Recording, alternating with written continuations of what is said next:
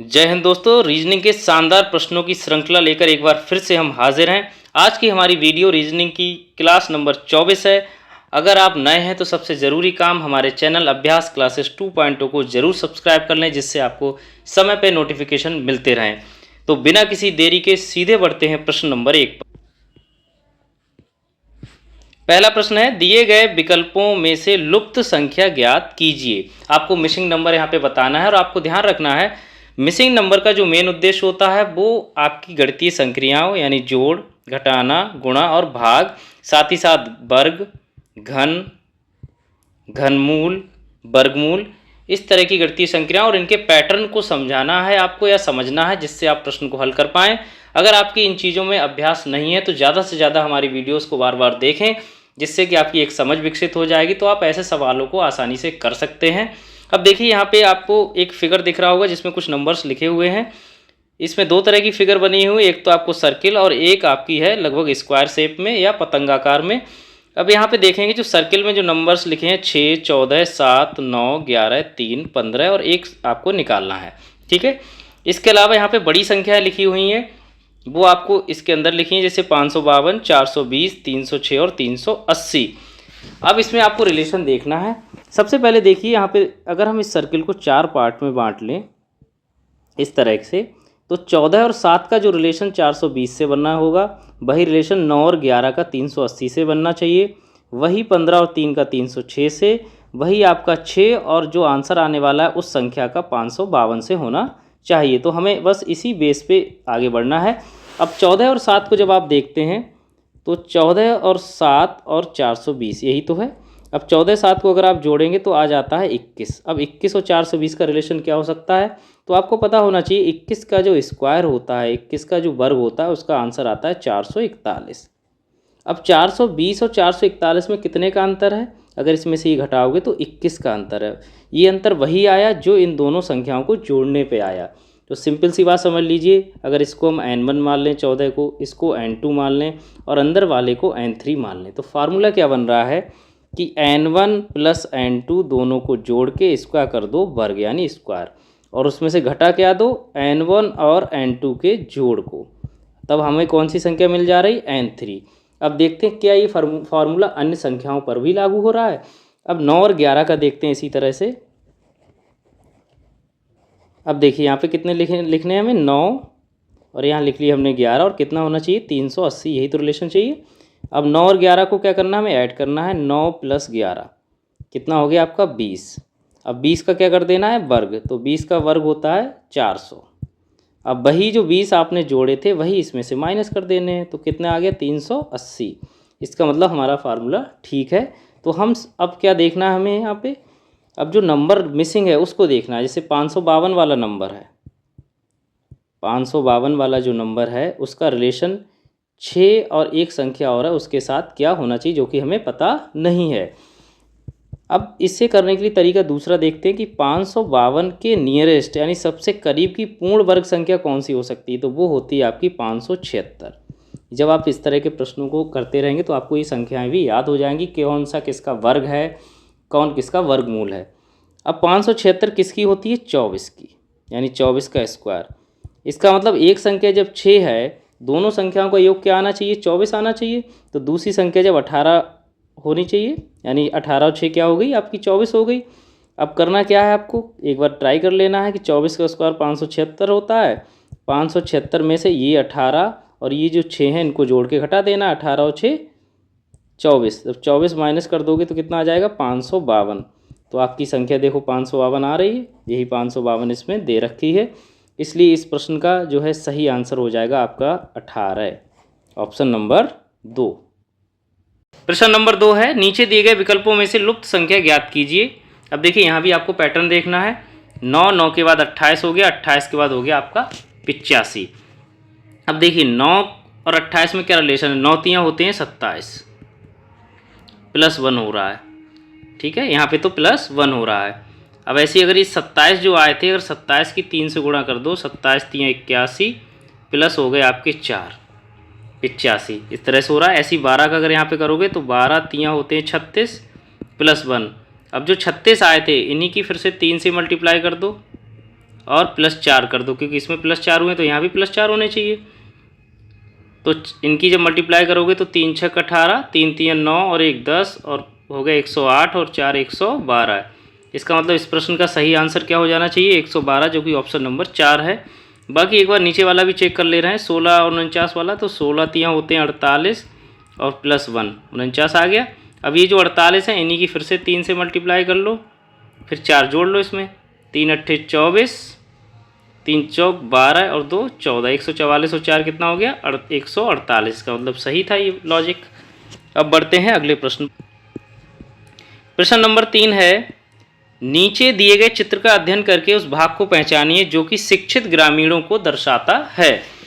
3 circle बने हुए हैं, एक ग्रामीण को दर्शा रहा है, एक में महिलाएं हैं और एक है शिक्षित। अब चूंकि इसमें महिलाओं की कोई बात की नहीं है तो इस सर्किल का यहाँ पे ये हो गया आपका कट पूरा, ये वाला सर्किल यहाँ से ख़त्म। अब बात किसकी की गई है? बात की गई है शिक्षित ग्रामीण, यानी शिक्षित और ग्रामीण दोनों, 2 सर्किल हमें लेने हैं, शिक्षित और ग्रामीण, और इनका कॉमन देखना है। कौन सा कॉमन है? देखो ये ग्रामीण का सर्किल है और ये आपका शिक्षित का है। अब शिक्षित और ग्रामीण के बीच कितना पार्ट कॉमन है? ये वाला। इसमें कौन कौन सी संख्या लिखी? एक तो 4 और एक 5, यानी 5 और 4। ऑप्शन नंबर 3 अब जब देखोगे तो यही आंसर आपका सही हो जाएगा। प्रश्न नंबर 4 है, निम्नांकित में से किस रेखा आकृति द्वारा ग्राम, जिला और राज्य को निरूपित किया गया है? देखिए ग्राम, जिला और राज्य 3 चीज़ें हैं, सिंपल सी बात है। अब देखिए राज्य जो है, राज्य कैसा होता है? बड़ा होता है सबसे इन तीनों में। राज्य के बाद अगली चीज़ मान लीजिए क्या आ सकती है? जिला आ सकता है, और जिला के अंदर क्या आता है? ग्राम। यानी ये इकाइयाँ हैं, प्रशासन की एक तरह से इकाइयाँ हैं, शासन प्रशासन की। तो हमारा जैसे सबसे पहले यहाँ पे राज्य से हम इसको दर्शाएंगे, राज्य के अंदर बहुत सारे ज़िले होते हैं तो जिला हो जाएगा, ज़िले के अंदर बहुत सारे ग्राम होते हैं। ठीक है, इसलिए जब इसमें ऑप्शंस आप देखोगे तो ऑप्शन नंबर 2 इसका सही होगा, जिसमें आपको 3 सर्किल दिखाए गए हैं। सबसे अंदर वाला इसमें आप ग्राम को दिखाएंगे, फिर इसको जिला, बीच वाला जो है उसे जिला से, और सबसे लास्ट में जो है उसको राज्य से दिखाया जाएगा। 5वां प्रश्न है, दी गई आकृति में 47 की विपरीत फलक पर कौन सी संख्या होगी यदि दी गई सीट को मोड़कर घन बना दिया जाता है? अब सीट दे रखी है, देखिए उसमें संख्या लिखी है 37, 47, 41, 59, 53, इधर 43। ऐसे प्रश्न मैं आपको पहले ही बता चुका हूँ। इसमें क्या एकांतर क्रम वाला फार्मूला काम करता है। सीधे सीधे क्या करना है हमें? अपोजिट देखने। तो अपोजिट कैसे आते हैं? जब इसको मोड़ोगे तो 47, वो 37 और 41 एक दूसरे के अपोजिट आएंगे। ठीक है, इसी तरह 47 और 59 एक दूसरे के अपोजिट पे आएंगे, और ये बचे हुए जो ये 43 और 53 एक दूसरे के अपोजिट में आएंगे। अब आपको पता है यहाँ पे पूछा किसका गया था? 47 का। तो 47 का अपोजिट कौन सा हो गया? 59, 59। सही आंसर हो गया ऑप्शन नंबर 3। प्रश्न नंबर 6 है, कुछ शब्दों का एक कृत्रिम भाषा में अनुवाद इस प्रकार है। एग्नोस्क्रेनिया को अर्थ है जहरीला मकड़ी, डेल्नोक्रेनिया का अर्थ है जहरीला सांप, एग्नोसडियरी का अर्थ है भूरा मकड़ी। ठीक है, इस तरह की एक लैंग्वेज यूज़ की गई है, कोडिंग की गई है। नीचे दिए गए विकल्पों में कौन सा शब्द काला जहरीला मकड़ी का है? अब देखिए इसमें एक चीज़ आपको ध्यान दे होगा, जैसे काला शब्द यहाँ पे यूज किया है तो इन तीनों सेंटेंस में कहीं भी काला नहीं है। इसका मतलब हमें किसके पता चल जाए? अगर जहरीला और मकड़ी का सिर्फ पता करना है किससे रिप्रेजेंट किया जाएगा तो हमारा आंसर हम वहाँ से आइडिया लगा सकते हैं चारों में से कौन सा ऑप्शन सही होगा। सब कुछ देखने की ज़रूरत नहीं पड़ेगी। अब देखिए यहाँ पे पहला और दूसरा जब आप देखते हैं, ये लिखा है आपका एग्नोस्क्रेनिया, इसके नीचे क्या लिख देंगे हम? डेलेनोक्रेनिया। ऊपर क्या है? जहरीला मकड़ी, और नीचे आपका हो जाएगा जहरीला सांप। ठीक है, अब कॉमन देखेंगे, इसमें कॉमन क्या है? देखिए इन दोनों में दिख रहा होगा तुम्हें, आपको ये लास्ट वाला क्रेनिया दोनों में कॉमन है, तो यहाँ से इसको हटा देंगे। यहाँ पे दोनों में जहरीला कॉमन है। इसका मतलब क्या हुआ? जहरीला को एक चीज़ तो पता चल गई कि जहरीला को किससे रिप्रेजेंट कर रहे हैं? क्रेनिया से। अब दूसरी चीज़ भी पता चल जाएगी यहीं से। अब देखो एग्नोस ऊपर, नीचे डेलेनो, इसका मतलब इधर हो गया मकड़ी और यहाँ पे है सांप। सिंपल सी बात है, एग्नोस को किससे रिप्रेजेंट किया जाएगा? मकड़ी से। अब दो चीज़ें आपको पता चल गई, जहरीला को क्रेनिया से, एग्नोस को मकड़ी से। और हमें यही ऑप्शन देखना है जिसमें एग्नोस और क्रेनिया दोनों एक साथ हों। अब देखिए इसमें एग्नोस है, क्रेनिया नहीं है, ऑप्शन गलत हो गया। इसमें भी एग्नोस, इसमें सॉरी हाँ इसमें भी एग्नोस है, क्रेनिया नहीं है, ये भी गलत हो गया। इसमें एग्नोस है, इसमें भी क्रेनिया नहीं है, तो ये भी ऑप्शन गलत हो गया। लास्ट वाले में देखिए क्रेनिया भी है और एग्नोस भी है, इसका मतलब ऑप्शन नंबर 4 सही है, क्रेनिया म्यूटी एग्नोस। प्रश्न नंबर 7 है, यदि किसी कूट भाषा में फायर को डीजीपीसी के रूप में कूटबद्ध किया जाता है तो शॉर्ट के रूप कूट शब्द का अंतिम अक्षर क्या होगा? अब देखिए फायर FIRE को किससे किया जाए? DGPC, ठीक है, ये तो किया गया है। अब देखिए F और D का क्या रिलेशन है? DEF, यानी यहाँ पे हो रहा है आपका -2, दो कम हो रहे हैं। I और G का क्या है? GHI यानी -2, यहाँ भी PQR -2, CDE -2, बस -2 करना है, SHOT। अब देखिए यहाँ पे सिर्फ टी का अंतिम अक्षर पूछा है, सबको निकालने की ज़रूरत नहीं है, टी का -2 कर देना है बस। अब देखो RST, जब टी का -2 करोगे तो क्या आ जाएगा? R। तो सही आंसर हो गया ऑप्शन नंबर 2 R।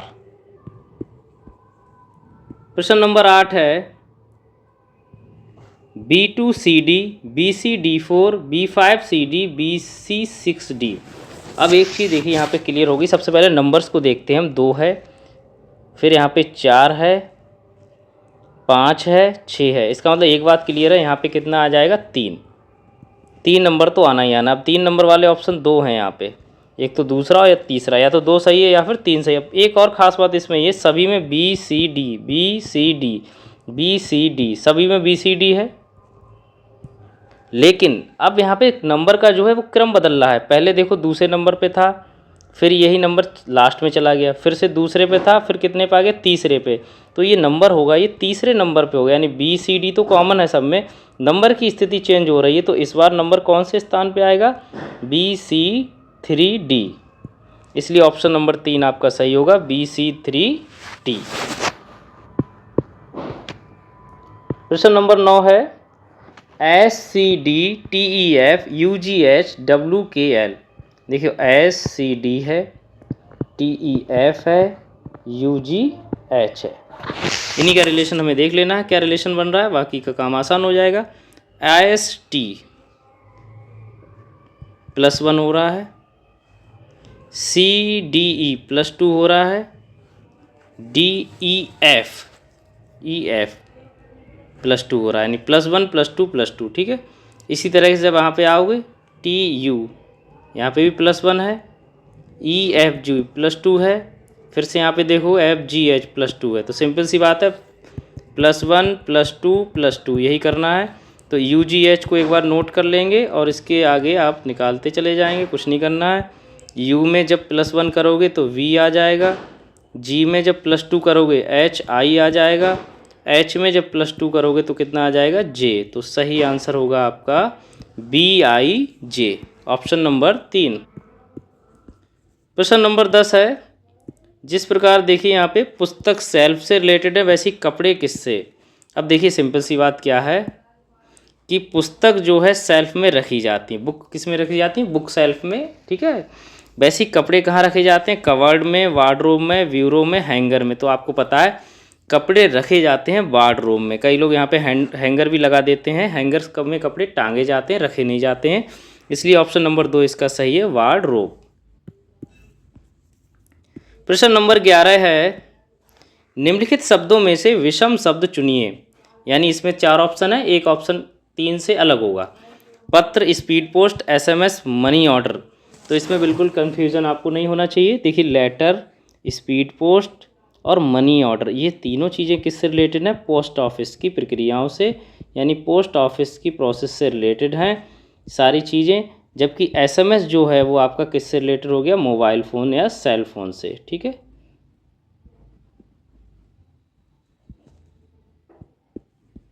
प्रश्न नंबर 12 है, यदि 27 मार्च 1995 को सोमवार था तो 1 नवंबर 1994 को कौन सा दिन था। इस सवाल को करने के कई सारे तरीके हो सकते हैं, लेकिन अगर आप एक ही तरीके से करना चाहते हैं तो इसी ट्रिक का यूज करें। ज़्यादा आपको याद कुछ नहीं करना है।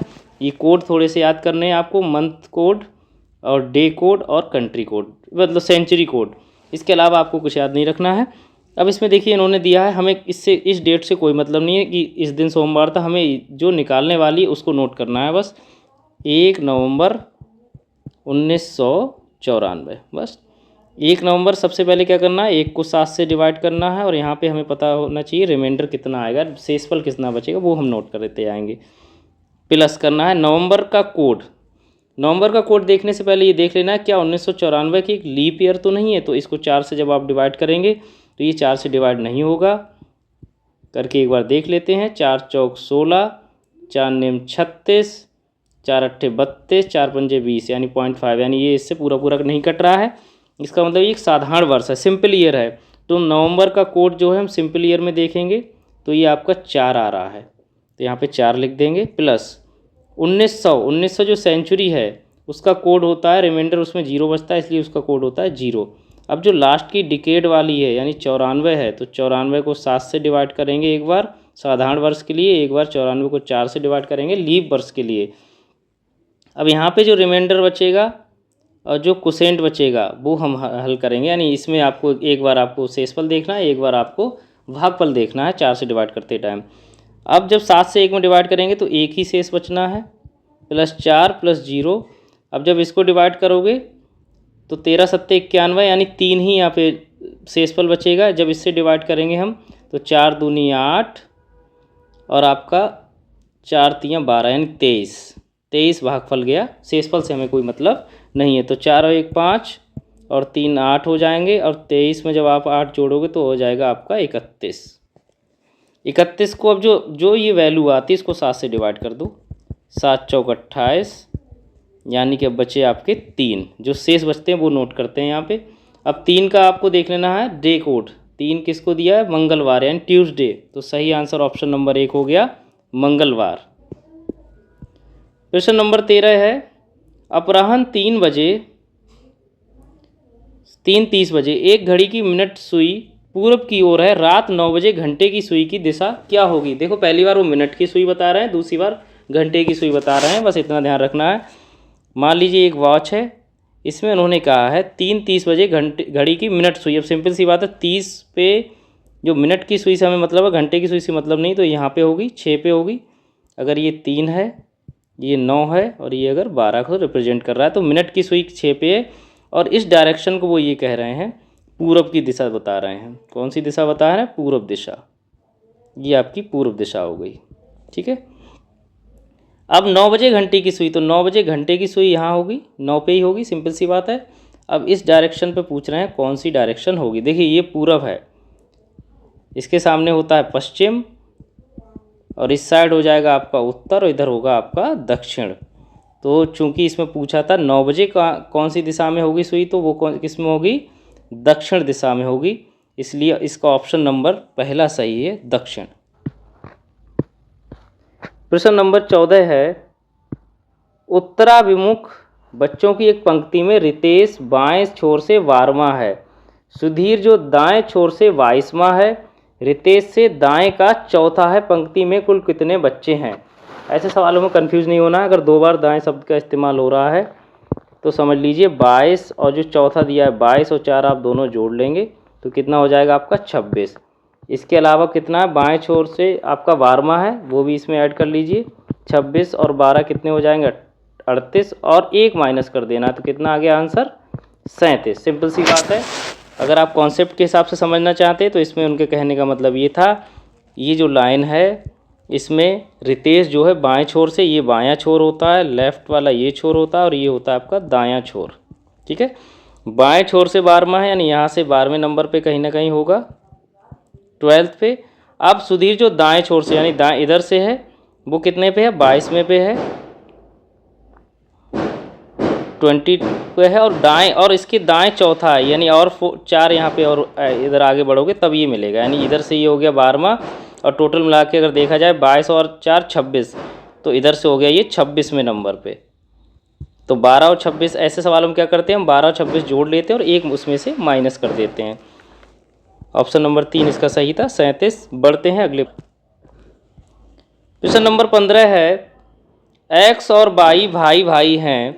आर वाई का पिता है, एस टी का भाई और एक्स का मामा है। टी का आर से क्या संबंध है? तो सबसे पहले फ्रेम बाई फ्रेम यानी पहला एक्स और वाई वाला सेंटेंस देखो। एक्स और वाई भाई बहन है तो एक्स लिखा, डैश लगाई, वाई लिखा। भाई भाई हैं तो दोनों के ऊपर प्लस का निशान।